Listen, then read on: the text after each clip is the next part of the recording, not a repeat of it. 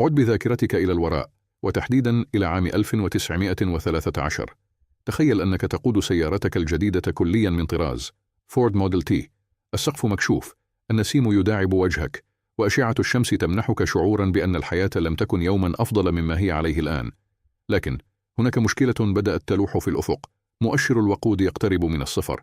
في هذا الزمن كان هذا المأزق كفيلا بإنهاء رحلتك، ولكن لحسن حظك أول محطة وقود مخصصة في التاريخ قد افتتحت أبوابها للتو عند المنعطف التالي.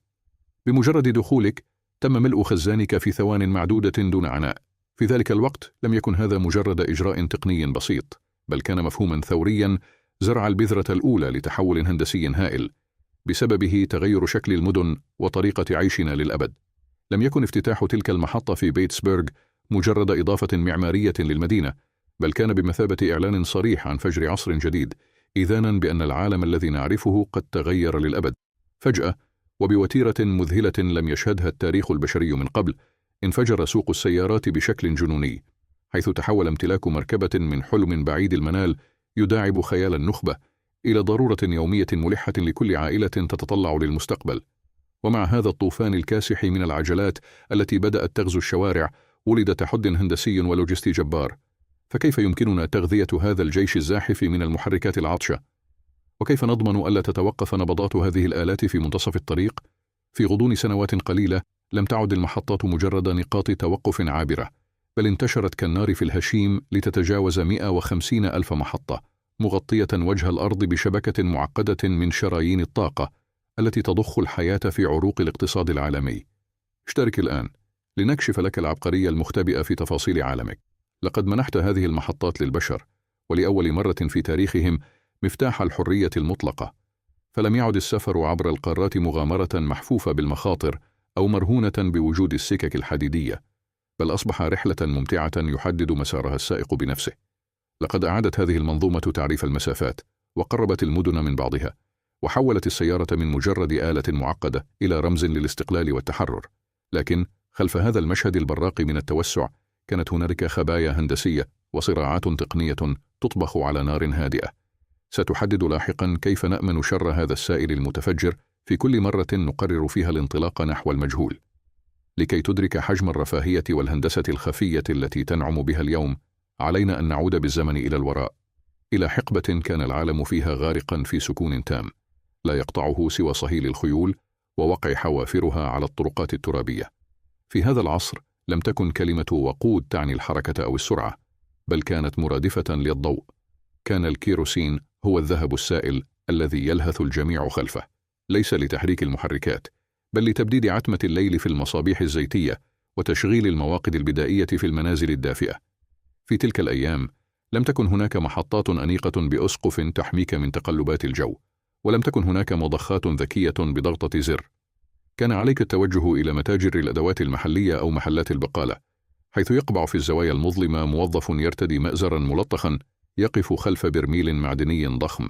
كانت العملية بدائية لدرجة مرعبة، إذ يقوم الموظف بسحب السائل يدويا وسكبه في علبة معدنية بسيطة قبل أن يسلمها لك، وسط روائح نفاذة وأجواء تفتقر لأدنى معايير الأمان. ومع ظهور الخيول الفولاذية الأولى في الشوارع لم يتغير الأسلوب، بل زاد الأمر تعقيدا وخطورة. تخيل مشقة السائق وهو يمسك بقمع معدني بيد ترتجف، محاولا صب الوقود من العلبة الثقيلة إلى خزان سيارته الصغير، بينما تتطاير قطرات السائل القابل للاشتعال في كل مكان. كانت عملية بطيئة مرهقة، وتجري وسط تهديد دائم بنشوب حريق يأكل الأخضر واليابس. لقد كانت تلك المعاناة هي الدافع الأكبر لظهور ثورة هندسية تبحث عن وسيلة تخرج هذا السائل من البراميل المظلمة إلى المضخات الذكية التي ستغير وجه التاريخ.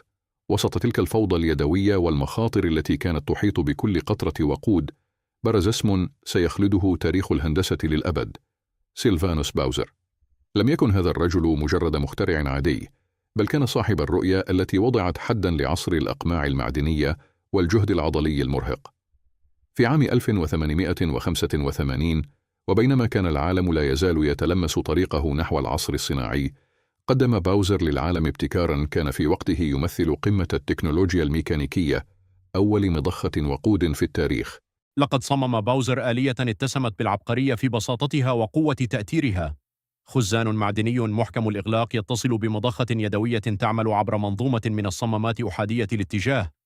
كانت الفكرة الجوهرية تكمن في السيطرة المطلقة على السائل، حيث يمر الوقود عبر خرطوم مطاطي طويل ينتهي بفتحة دقيقة، مما يضمن وصول كل قطرة إلى هدفها دون هدر، ويقلل بشكل جذري من فرص اشتعال الأبخرة التي كانت تملأ الأجواء قديماً.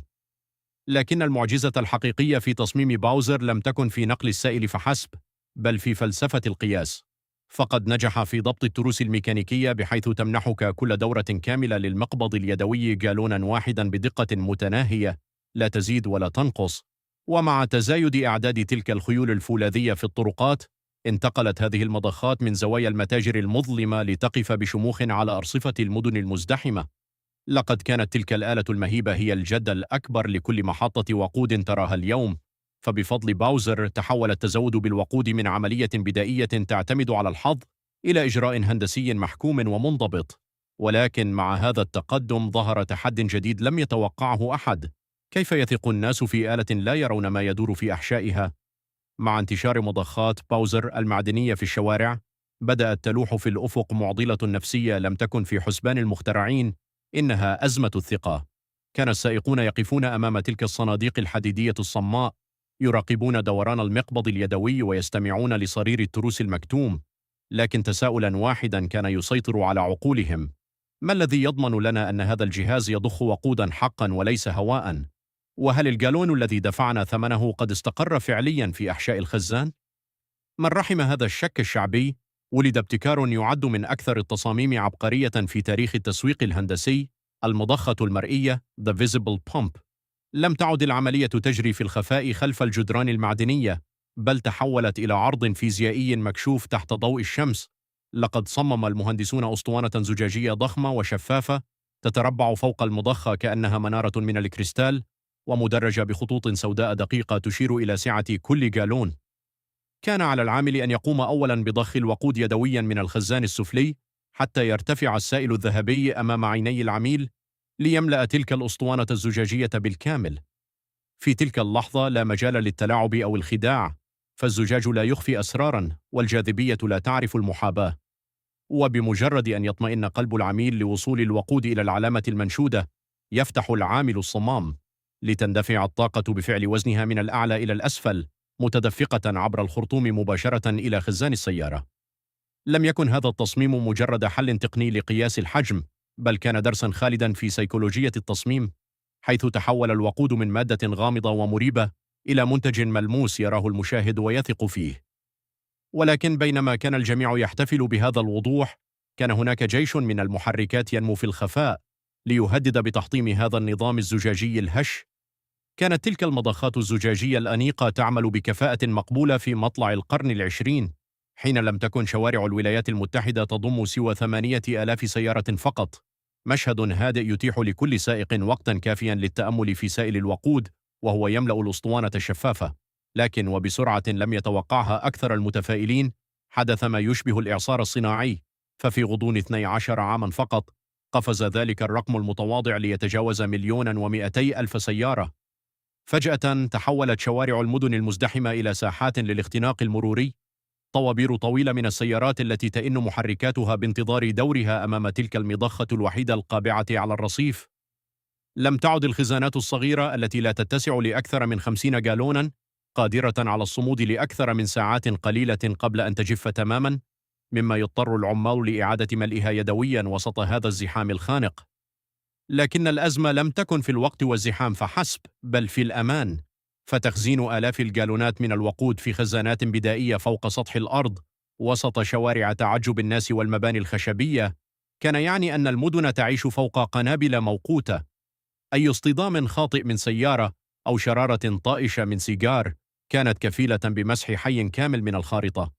لقد أدرك المهندسون آنذاك أن النظام القديم قد لفظ أنفاسه الأخيرة، وأن عصر مضخات الرصيف المشتتة يجب أن ينتهي ليحل محله مفهوم جديد كلياً: مكان مخصص منعزل وآمن يمتلك القدرة على ترويض هذا الطوفان من المحركات. كانت تلك هي اللحظة التي ولدت فيها الفكرة الجريئة: الغوص بالوقود نحو أعماق الأرض. في ظل ذلك الاختناق المروري والمخاطر المحدقة التي باتت تهدد قلب المدن، قررت شركة غالف أويل أن تخوض مغامرة هندسية وتجارية لم يشهدها العالم من قبل. وفي اليوم الأول من ديسمبر لعام 1913 وفي قلب مدينة بيتسبرغ كشف الستار عما يمكن تسميته بالقلعة الأولى للطاقة، أول محطة وقود مخصصة ومبنية لهذا الغرض في التاريخ. لم تكن مجرد مضخة عابرة وضعت على رصيف مزدحم، بل كانت صرحا هندسيا متكاملا صمم ليفصل تماما بين حركة المشاة وعملية التزود بهذا الخطر السائل. ولأول مرة في التاريخ نزل الوقود من سطح الأرض ليختبئ في خزانات عملاقة مدفونة في أعماق التربة، مما وفر مساحة هائلة على السطح، وسمح للمهندسين بإنشاء ممرات متعددة تتصل ب6 مضخات متطورة. الآن أصبح بإمكان 6 سيارات أن تتزود بالوقود في آن واحد، في مشهد كان يمثل ذروة الكفاءة والتنظيم في ذلك العصر. والمثير للدهشة هو تلك البداية الهادئة لهذا الصرح العظيم، ففي يومها الأول لم تبع المحطة سوى 30 جالونا فقط. لكن وسرعان ما أدرك السائقون حجم الرفاهية والأمان والسرعة التي توفرها هذه المنظومة، انتشر الخبر كالنار في الهشيم. وبحلول نهاية الأسبوع الأول كانت المضخات تئن من العمل لتضخ أكثر من 350 جالونا يومياً. لقد كانت محطة بيتسبرغ هي النموذج الأصلي الذي استنسخه العالم لاحقاً، فهي لم تمنح الناس الوقود فحسب، بل منحتهم المحطة كمفهوم اجتماعي وهندسي، وحولت السيارة من مجرد آلة معقدة يصعب إطعامها إلى المفتاح الحقيقي لحرية التنقل. ومع هذا النجاح بدأت تلوح في الأفق معضلة كيميائية جديدة، حيث بدأ العالم يودع الكيروسين الهادئ ليستقبل وحشا جديدا أكثر طاقة وأكثر غدرا. مع مطلع العشرينيات لم يعد الكيروسين الهادئ قادرا على تلبية طموحات المحركات الجديدة التي كانت تزداد قوة وتعقيدا، فكان لابد من وقود يمتلك انفجارية أعلى وكفاءة أكبر. هنا تقدم البنزين أو غاسولين ليعتلي العرش كوقود رسمي للعصر الحديث. كان البنزين يمنح السيارات سرعة وجموحا لم يكن متخيلا، لكن هذا التفوق التقني جاء مغلفا بكابوس فيزيائي مرعب يكمن في سر كيميائي يسمى نقطة الوميض فلاش بوينت. لكي تدرك حجم الخطر عليك أن تفهم الفارق الجوهري بين الهادئ والغادر. فالكيروسين الذي اعتاد الناس عليه يمتلك نقطة وميض تبلغ 38 درجة مئوية، وهذا يعني أنه لا يطلق أبخرة قابلة للاشتعال إلا إذا سخن بشدة. أما البنزين فقد كان وحشا بكل ما تحمله الكلمة من معنى، إذ تبلغ نقطة وميضه 40 درجة تحت الصفر. هذا الرقم ليس مجرد إحصائية كيميائية، بل هو حقيقة مرعبة تعني أن البنزين، وفي أشد أيام الشتاء برودة وقسوة، يكون في حالة استنفار دائم، يطلق غازات وأبخرة غير مرئية تتصاعد من كل قطرة تلامس الهواء. لم يعد الخطر يكمن في السائل الذي تراه بعينك فحسب، بل في ذلك الشبح الغازي الذي يحيط بالمضخة ويزحف في أرجاء المحطة. لقد أصبح التزود بالوقود عملية تجري وسط سحابة غير مرئية من الوقود الغازي الحساس لأدنى احتكاك، وأدرك العالم أنهم بصدد ترويض مادة لا ترحم، مادة قادرة على تحويل أي هفوة بسيطة إلى جحيم مستعر. كانت الحقيقة المرة التي واجهها المصممون آنذاك هي أننا لا نتعامل مع سائل ينساب في الأنابيب فحسب، بل نحن محاصرون بقنبلة غازية لا تراها العين المجردة. وبسبب نقطة الوميض المنخفضة التي يتمتع بها البنزين، كانت تلك الأبخرة تتصاعد بغزارة مع كل قطرة تخرج من فوهة المضخة، لتتراكم داخل الخزانات وتزحف بخفة في أرجاء المحطة، باحثة عن أدنى فرصة للتحرر والاشتغال. هذا العدو غير المرئي لم يكن مجرد رائحة نفاذة تلوث الهواء، بل كان تهديدا وجوديا يتربص بكل من في المكان. تخيل أنك تقف في محطة تعج بالحركة، بينما تسبح حولك سحابة كثيفة من الوقود الغازي، حساسة لدرجة تجعلها تتفاعل مع أدنى الاحتكاك. لم يكن الأمر يحتاج إلى لهب مكشوف أو حريق كبير، بل كانت مجرد شرارة صغيرة ناتجة عن كهرباء ساكنة من ملابس العميل، أو حتى حرارة زائدة من محرك سيارة قديمة، كفيلة بأن تحول عملية التزود بالوقود إلى كارثة تمحو المحطة ومن فيها من صفحات التاريخ. لقد تحول المشهد في تلك الحقبة إلى ما يشبه المشي في حقل ألغام، حيث كان شبح الانفجار يلوح في الأفق مع كل جالون يصب في الخزان. كان المهندسون يدركون تماما أن النظام القديم الذي يعتمد على التدخل البشري المباشر قد أصبح عبئا خطيرا، وأنهم بحاجة إلى ثورة ميكانيكية تعزل هذا الشبح عن البشر وتمنح العميل القدرة على التحكم في هذا الوحش بنفسه دون الوقوع في خطأ بشري قاتل. كانت تلك هي اللحظة التي بدأ فيها العقل البشري يخطط للهروب من قبضة العامل نحو حرية الخدمة الذاتية، ولكن الثمن كان باهظاً. في عام 1947، وبينما كان العالم يلملم جراحه بعد الحرب، ظهر في ولاية كاليفورنيا رجل امتلك من الجرأة ما جعله يقلب الطاولة على أباطرة النفط وملاك المحطات التقليدية. إنه فرانك أولريتش. اتخذ أولريتش قراراً وصف حينها بالجنون المحض، وقرر خوض مغامرة لم يجرؤ أحد قبله على التفكير فيها. لقد أقصى العامل البشري تماماً من المعادلة، وافتتح أول محطة للخدمة الذاتية في التاريخ. لم تكن غاية أولريتش مجرد الابتكار التقني، بل كانت ثورة اقتصادية شاملة. فمن خلال إلغاء الحاجة لجيش من الموظفين الذين يقومون بملء السيارات يدوياً، استطاع أن يفعل ما عجز عنه كبار المنافسين. لقد هبط بسعر جالون البنزين من 23 سنتاً إلى 18 سنتاً فقط. كانت تلك ال5 سنتات بمثابة زلزال في سوق الوقود، جعلت الطوابير تمتد لأميال أمام محطته، وجعلت المنافسين يرتعدون من هذا النموذج الذي حطم احتكارهم. كان مشهد المحطة يبدو كاحتفال بالحرية، لافتات براقة وموسيقى تصدح، وفتيات يرتدين الزلاجات لمساعدة السائقين في توجيه سياراتهم. لكن خلف هذا المظهر الاحتفالي كانت هناك فرضية جريئة وخطيرة في آن واحد، وهي أن العميل العادي غير المدرب قادر على التعامل مع مادة غادرة وشديدة الانفجار دون إشراف مباشر. لقد فتح أولريتش الباب لعصر جديد من السرعة والادخار، لكنه في الوقت ذاته وضع الهندسة أمام تحد وجودي لم يسبق له مثيل. كيف نضمن ألا تتحول فوهة الوقود في يد شخص غير محترف إلى فتيل يشعل كارثة مروعة؟ لكن وكما يقال دائما، تجري الرياح بما لا تشتهي السفن. فسرعان ما اصطدمت ثورة أولريتش الجريئة بجدار صلب من الرفض القانوني والمخاوف الأمنية التي اجتاحت البلاد. فقد رأت السلطات في معظم الولايات أن ترك مهمة التعامل مع البنزين لجمهور عام يفتقر لأدنى الخبرات الفنية هو بمثابة دعوة مفتوحة لوقوع كارثة محققة. ولم يمض وقت طويل حتى بدأت قرارات الحظر تتوالى، وصنفت محطات الخدمة الذاتية بأنها تهديد صارخ للأمن العام. لم يكن هذا المنع نابعا من تعنت بيروقراطي فحسب، بل كانت له أسباب هندسية وواقعية مريرة. فقد كشف الغياب الميكانيكي لدى العميل العادي عن ثغرة أمنية قاتلة. كان الزبائن في غمرة حماسهم لتوفير بضعة سنتات يجهلون تماما اللحظة الحرجة التي يمتلئ فيها خزان السيارة، مما أدى إلى وقوع حوادث انسكاب متكررة ومروعة. كان البنزين يفيض من الفتحات ليتدفق كالأنهار الصغيرة، مغرقا أرضية المحطات ومحولا إياها إلى برك منزلقة وقابلة للاشتعال تحت أقدام المارة. تحولت تلك المحطات التي أرادها أولريتش أن تكون مستقبل الكفاءة إلى ساحات من الفوضى والروائح الخانقة التي تزكم الأنوف. لقد أدرك الجميع حينها أننا نملك الوقود ونملك الرغبة في التطور، لكننا نفتقر إلى العقل المدبر الذي يحمي الإنسان من خطئه الشخصي. كان لابد من ابتكار هندسي لا يعتمد على انتباه العميل أو حذره، بل على فيزياء ذكية تمتلك القدرة على الإحساس بالوقود قبل أن يفيض بقطرة واحدة. هنا بدأت الأبحاث تتركز على اختراع تلك القطعة التي ستعيد ثقة العالم في الخدمة الذاتية وتغير شكل المضخة للأبد، صمام الإغلاق التلقائي. بينما تضج المحطة فوق الأرض بحركة السيارات الصاخبة وأصوات المضخات التي لا تهدأ، يقبع تحت أقدامنا عالم آخر تماما، عالم يسوده الظلام المطبق والصمت الهندسي المذهل.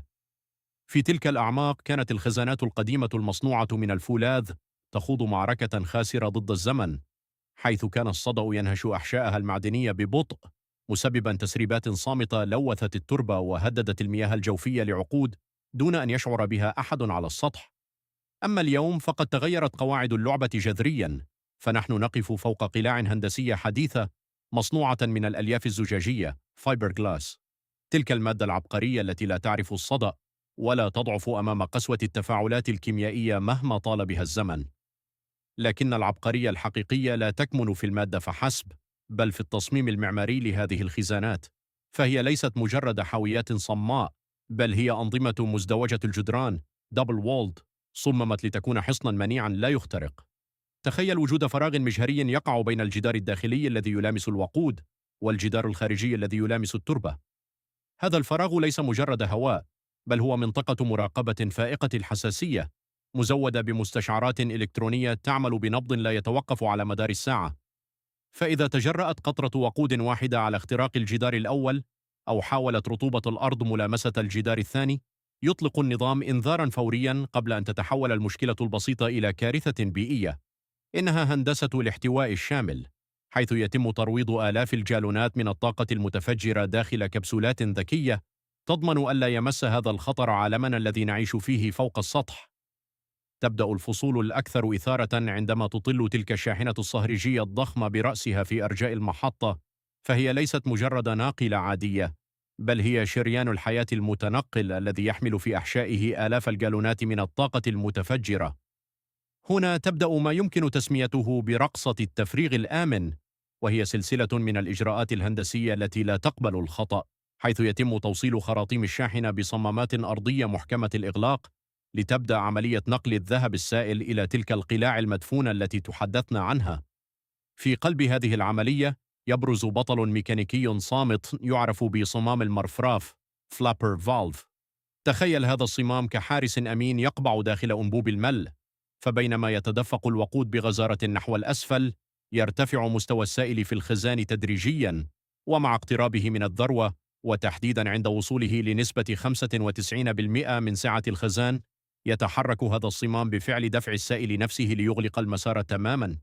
إنها عبقرية الهندسة التي لا تعتمد على انتباه السائق أو تقديره الشخصي، فالخزان هنا يمتلك وعياً ميكانيكياً يجعله يرفض استقبال أي قطرة زائدة قد تهدد بتجاوز حدود الأمان أو التسبب في فيضان كارثي. ولكن بينما ينساب الوقود للداخل، هناك معضلة أخرى تحدث في الخفاء، فكل جالون يدخل الخزان يطرد مكانه كمية مساوية من تلك الأبخرة الغادرة التي تملأ الفراغ. فإلى أين تذهب تلك الغازات؟ وكيف نمنعها من الهروب لتلويث الهواء الذي نتنفسه؟ هنا ننتقل إلى فصل جديد من فصول الذكاء الهندسي، نظام استعادة الأبخرة. تذكر تلك الأبخرة الغادرة التي وصفناها سابقاً بأنها العدو غير المرئي؟ في الماضي كانت هذه الغازات تمثل ضريبة باهظة تدفعها البيئة والأمان مع كل عملية تفريغ، فكلما تدفق الوقود السائل إلى أعماق الخزان، طرد مكانه كميات هائلة من الأبخرة المشبعة بالطاقة لتنطلق في الهواء، مسببة تلوثاً خانقاً وخطراً دائماً بالاشتعال. لكن الهندسة الحديثة رفضت هذا الهدر، وقررت خوض معركة لترويض هذه الأبخرة وتحويلها من تهديد إلى مورد. أثناء عملية تفريغ الشاحنة لا تكتفي الخراطيم بنقل الوقود نحو الأسفل فحسب، بل يتم تفعيل نظام الحلقة المغلقة العبقري والمعروف ب Vapor Recovery System. في هذه اللحظة يعمل ضغط السائل الداخل إلى الخزان كمكبس طبيعي يدفع الأبخرة المحبوسة في الداخل للهروب عبر صمام ثان مخصص. وبدلاً من أن تنطلق هذه الأبخرة لتلوث السماء، يتم توجيهها بدقة لتعود مرة أخرى إلى أحشاء الشاحنة الصهريجية التي أفرغت حمولتها للتو. إنها دورة مثالية من التبادل الذكي، فالشاحنة التي جاءت ممتلئة بالسائل تغادر وهي ممتلئة بالغاز. ولا تنتهي الرحلة هنا، فعند عودة هذه الشاحنة إلى المصنع أو المستودع الرئيسي، يتم تبريد هذه الأبخرة المجمعة وضغطها في منشآت خاصة لتحويلها مجدداً إلى وقود سائل صالح للاستخدام. نحن لا نحمي الهواء الذي نتنفسه من السموم فحسب، ولا نمنع خطر الانفجارات فحسب، بل نحن نستعيد ثروة ضائعة كانت تتبخر في الهواء. إنها قمة الاستدامة الهندسية، حيث لا يفقد شيء ولا يهدر خطر، بل يعاد تدوير كل ذرة طاقة في نظام مغلق يحترم الإنسان والطبيعة على حد سواء.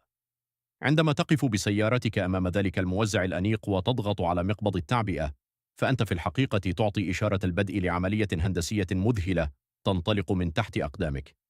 في تلك اللحظة يستيقظ من سباته بطل صامت يقبع في القاع المظلم للخزان الأرضي. إنها المضخة الغاطسة Submersible Turbine Pump، التي تمثل القلب النابض والشرارة الأولى لحركة الطاقة في المحطة. على عكس ما يعتقده الكثيرون من أن عملية السحب تتم من داخل الموزع الذي نراه فوق الأرض، فإن القوة الحقيقية تكمن في الأسفل.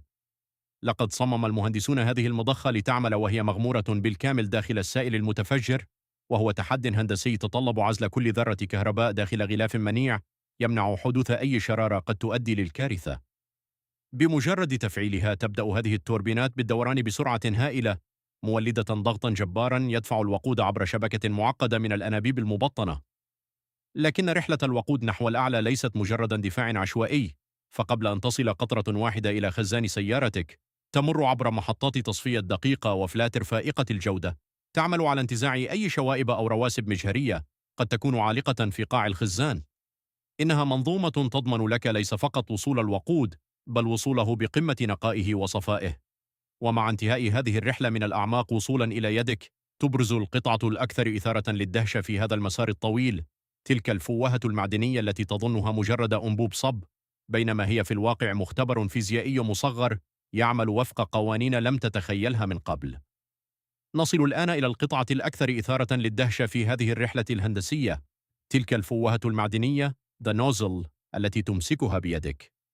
للوهلة الأولى قد تظنها مجرد أنبوب بسيط وظيفته نقل السائل، لكن الحقيقة أنها تحفة ميكانيكية ومختبر فيزيائي مصغر يعمل بتناغم مذهل دون الحاجة لرقاقة إلكترونية واحدة أو سلك كهربائي. إنها تجسيد حي لما نسميه الهندسة السلبية، حيث تطوع قوانين الطبيعة لتقوم بالمهمة بدلاً من الآلات المعقدة. تعتمد هذه الفوهة في جوهر عملها على قانون فيزيائي عريق يعرف بتأثير فنتوري إفكت، والسر يكمن في تصميم المجرى الداخلي للفوهة. فعندما يندفع الوقود القادم من المضخة الغاطسة عبر فتحة ضيقة ومصممة بدقة داخل الفوهة، تزداد سرعته بشكل خاطف، مما يؤدي وفقا لقوانين ميكانيكا الموائع إلى انخفاض حاد ومفاجئ في الضغط. هذا الانخفاض في الضغط ليس مجرد رقم حسابي، بل هو قوة شفط جبارة تحاول سحب كل ما يحيط بها. ولكي يتحكم المهندسون في هذا الوحش الخفي، وضعوا ثقبا صغيرا جدا يكاد لا يرى بالعين المجردة عند طرف الفوهة التي تدخل في خزان سيارتك. هذا الثقب هو عين الفيزياء التي تراقب مستوى الوقود، فطالما أن الخزان لم يمتلئ بعد، تقوم قوة الشفط الناتجة عن تأثير فنتوري بسحب الهواء الخارجي عبر هذا الثقب وتمريره عبر أنبوب داخلي رفيع ليعادل الضغط. إنه توازن هش ودقيق يشبه رقصة بهلوانية بين الهواء والسائل، تضمن استمرار تدفق الطاقة بسلام. ولكن ماذا يحدث عندما ينقطع هذا الهواء؟ وكيف تشعر الفوهة بقدوم الخطر قبل وقوعه؟ طوال تلك اللحظات التي يقف فيها السائق منتظرا امتلاء خزانه، تجري داخل الفوهة المعدنية صراعات فيزيائية خفية تعتمد على مبدأ يعرف بتأثير فنتوري إفكت. إنها الحالة التي يتآمر فيها الضغط والسرعة لخلق توازن دقيق. فعندما يندفع الوقود السائل عبر ممر ضيق داخل الفوهة، تزداد سرعته بشكل خاطف، مما يؤدي حسب قوانين الفيزياء إلى انخفاض حاد في الضغط الجوي داخل تلك النقطة. هذا الانخفاض في الضغط يخلق قوة شفط مستمرة تشبه في عملها المكنسة المجهرية، تبدأ بسحب الهواء بنشاط من ذلك الثقب الصغير الموجود عند طرف الفوهة. هذا التدفق المستمر للهواء ليس مجرد عرض جانبي، بل هو الضامن الوحيد لاستمرار عملية التعبئة، فهو يمر عبر أنبوب رفيع ليصل إلى حجرة علوية تحتوي على غشاء مطاطي حساس للغاية. وطالما أن الهواء يتدفق بحرية، يظل الضغط داخل الحجرة متعادلا، مما يسمح للآلية الميكانيكية بالبقاء في وضعية الفتح، تاركة الوقود ينساب بسلاسة نحو خزان سيارتك. نحن هنا أمام توازن هش ومؤقت، حيث تعتمد العملية برمتها على قدرة هذا الثقب الصغير على التنفس. فالهواء الذي يسحبه النظام هو الذي يمنع الغشاء المطاطي من الانهيار تحت تأثير الفراغ. إنها هندسة تعتمد على استغلال قوانين الطبيعة لخدمة الإنسان، حيث يتحول الهواء والوقود إلى شريكين في رقصة ميكانيكية متناغمة. ولكن ماذا يحدث عندما ينقطع هذا النفس المفاجئ؟ وما الذي يجبر النظام على اتخاذ قرار الإغلاق في أجزاء من الثانية؟ هنا نصل إلى لحظة الحسم، لحظة النقرة المخلصة. بينما يتدفق الوقود بانسيابية، وفي تلك اللحظة الخاطفة التي يرتفع فيها مستوى السائل داخل خزان سيارتك ليغطي ذلك الثقب الصغير عند طرف الفوهة، تنتهي رقصة الهواء ويبدأ فصل جديد من الإبداع الميكانيكي. بمجرد أن يسد مجرى الهواء، ينقطع المد الذي كان يحافظ على استقرار النظام. هنا وبدلاً من سحب الهواء، يبدأ الفراغ فاكيوم الجبار المتولد داخل الفوهة بسحب الغشاء المطاطي للأعلى بقوة مفاجئة وخاطفة. هذا التحرك المجهري للغشاء ليس مجرد حركة عابرة، بل هو أمر العمليات الأخير، إذ يؤدي ارتفاع الغشاء إلى تحرير دبوس معدني صغير كان يرتكز بذكاء على مجموعة من الكرات الفولاذية الدقيقة التي تسند ذراع التحكم. وفجأة، وفي جزء من الثانية، تنهار هذه المنظومة الميكانيكية بانتظام مذهل لتسمع تلك النقرة الشهيرة والمدوية، الصوت الذي يطمئن قلبك بأن المهمة قد أنجزت بنجاح. في تلك اللحظة تكون الفيزياء البحتة قد نابت عن عقلك وانتباهك، فقد منعت انسكاب الوقود وحمت سيارتك من الفيضان وأنقذت المحطة من كارثة محتملة، كل ذلك دون الحاجة لدارة كهربائية واحدة أو مستشعر إلكتروني معقد. إنها النقرة المخلصة التي تمثل انتصار العقل البشري في ترويض الطاقة، لحظة يلتقي فيها الضغط بالجاذبية ليصنعا أمانا مطلقا ويحولا عملية التزود بالوقود من مغامرة محفوفة بالمخاطر إلى روتين يومي نفعله بكل ثقة واطمئنان. في اللحظة التي يسد فيها مجرى الهواء، لا يتوقف الأمر عند مجرد رد فعل فيزيائي، بل يبدأ تسلسل ميكانيكي غاية في الإحكام. عندما يرتفع الغشاء المطاطي بفعل الفراغ المفاجئ، فإنه يقوم بسحب دبوس الأمان الذي يمثل الدعامة الأخيرة لمنظومة التوازن داخل الفوهة. هنا وبفعل قوة النوابض المشدودة تنهار الدعامة وتتحرر الذراع المعدنية التي كنت تضغط عليها بيدك لتسقط فورا، معلنة النهاية الحتمية لتدفق السائل. هذا السقوط ليس مجرد حركة آلية، بل هو صمام الأمان الأخير، إذ يرتطم صمام الوقود الرئيسي بمقعده بقوة، قاطعا مسار الطاقة في جزء من الألف من الثانية. وبمجرد سماعك لتلك النقرة المدوية، تشعر بالارتداد الخفيف في مقبض الفوهة، وهو إعلان ميكانيكي صريح بأن المهمة قد أنجزت بسلامة مطلقة. لم تعد بحاجة لمراقبة مستوى الوقود بعينيك أو القلق من فيضان الذهب السائل على هيكل سيارتك، فقد قامت الفيزياء بالمهمة نيابة عنك وبدقة لا يمكن لعقل بشري أن يضاهيها في سرعة استجابتها. إنها اللحظة التي يتحول فيها الضغط الجبار والسرعة الهائلة إلى سكون تام في رمشة عين. هذا التصميم العبقري الذي يجمع بين الغشاء المرن والكرات الفولاذية والدبوس المنهار هو ما جعل الخدمة الذاتية أمرا ممكنا وآمنا للجميع. لقد نجح المهندسون في جعل سقوط الذراع هو الضامن لسلامتك، محولين تلك القطعة المعدنية البسيطة في يدك إلى واحدة من أكثر الآلات ذكاء واعتمادية في عصرنا الحديث، حيث تنتهي الرحلة من أعماق الأرض لتستقر بأمان في قلب محركك. بينما تضج المحطة بالحياة فوق السطح، تدور في الأعماق معركة من نوع خاص، معركة بطلها الإنسان والتقنية ضد عدو صامت قد يلوث شريان الحياة الأرضي. ففي الماضي كانت تسريبات الوقود بمثابة خناجر مسمومة تنغرس في جوف الأرض لتصل إلى المياه الجوفية وتترك ندوبا بيئية لا تندمل لعقود. لكن هندسة اليوم لم تعد تقبل بهذا الهدر. لقد تحولت المحطة إلى حصن بيئي يمتلك حواسا اصطناعية تراقب كل ذرة تراب محيطة بها. خلف هذا الجدار المنيع من الألياف الزجاجية يقبع نظام استخباراتي مذهل يعرف بآبار المراقبة Monitoring Wells. هذه الآبار ليست مجرد ثقوب في الأرض، بل هي مجسات حيوية مزودة بمستشعرات كيميائية فائقة الحساسية، مبرمجة على شم جزيئات الهيدروكربون قبل أن تستفحل. إنها تعمل بنظام الإنذار الاستباقي، فبمجرد أن تحاول قطرة وقود واحدة الهروب من قبضتها، ترسل هذه الحراس إشارات رقمية فورية إلى غرف التحكم لتتوقف العمليات ويحاصر الخطر قبل أن يلمس قطرة ماء جوفية واحدة. نحن لا نتحدث هنا عن مجرد خزانات، بل عن التزام أخلاقي وهندسي تجاه الكوكب، حيث يتم تغليف كل شبر من الأنابيب بطبقات عازلة، وتحيط بالخزانات مساحات احتواء ثانوية تعمل كخط دفاع أخير. إنها فلسفة التأثير الصفري، حيث يستمتع الإنسان بطاقة الوقود بينما تظل الأرض في الأسفل طاهرة ونقية وكأن أحدا لم يطأها يوما.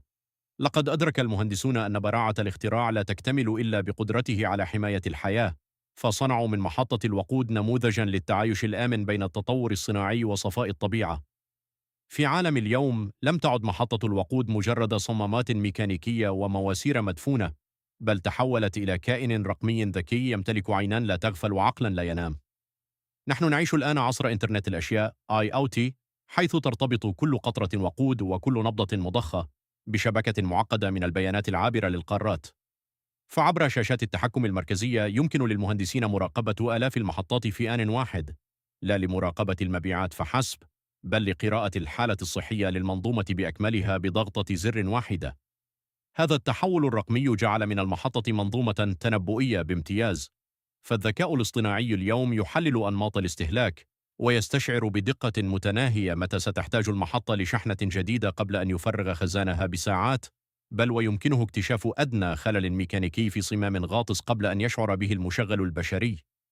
لم يعد الأمر مقتصرا على الاستجابة للأعطال، بل أصبحنا نمنع وقوعها قبل حدوثها، في تناغم مذهل يجمع بين سرعة الخوارزميات وصلابة المعدن. وبينما نقف على أعتاب عصر المحطات الهجينة، نرى كيف بدأت الفتحات التقليدية والمقابض المعدنية تفسح المجال لمنصات شحن صامتة وبرمجيات تتعرف على سيارتك وتخصم التكلفة من محفظتك الرقمية بمجرد الاقتراب. إننا نشهد اللحظة التي تلتقي فيها عراقة الهندسة الكلاسيكية بجموح الثورة الرقمية، حيث تظل المحطة هي الوجهة، لكن الرحلة أصبحت أكثر ذكاء وسرعة وأمانا من أي وقت مضى. لقد تحولت قلعة بيتسبرغ الحجرية إلى عقل إلكتروني يضمن استمرار حركة العالم دون توقف. في المرة القادمة التي تقف فيها بسيارتك وتسمع تلك النقرة المخلصة التي تقطع تدفق الوقود، تذكر أنك لست مجرد زبون في محطة عابرة، بل أنت جزء من قصة هندسية ملحمية استغرقت أكثر من قرن من الزمان لتصل إلى يدك بهذا الإتقان. إن تلك اللحظة البسيطة هي نتاج صراع طويل بين التوسع والاتزان وبين الخطر والأمان. رحلة بدأت ببراميل الكيروسين المظلمة ومرت بقلاع بيتسبرغ وتوجت بعبقرية الفيزياء التي تروض الوحش السائل داخل فوهة المضخة. لقد كانت محطة الوقود ولا تزال هي الواحة الحضرية التي غيرت شكل مدننا ورسمت خرائط طرقاتنا ومنحتنا تلك الحرية التي نعتبرها اليوم حقا بديهيا. ومع تسارع الزمن وتوجه العالم نحو طاقات جديدة ومحركات صامتة تعمل بالكهرباء، قد يتغير شكل المضخة وقد تختفي رائحة البنزين النفاذة، لكن الروح الهندسية التي تبحث دائما عن راحة الإنسان وسلامته ستظل هي المحرك الحقيقي لكل ابتكار قادم. لقد نجح العقل البشري في تحويل مادة متفجرة وغادرة إلى روتين يومي آمن نقوم به بابتسامة، وهذا هو الجوهر الحقيقي للهندسة، أن تجعل المستحيل ممكنا والمعقد بسيطا والخطر صديقا وفيا للرحلة. فشكرا لتلك العقول التي حفرت في أعماق الأرض وصممت أدق الصمامات لكي نتمكن نحن وبكل بساطة من الضغط على المقبض والانطلاق نحو وجهتنا القادمة بكل ثقة.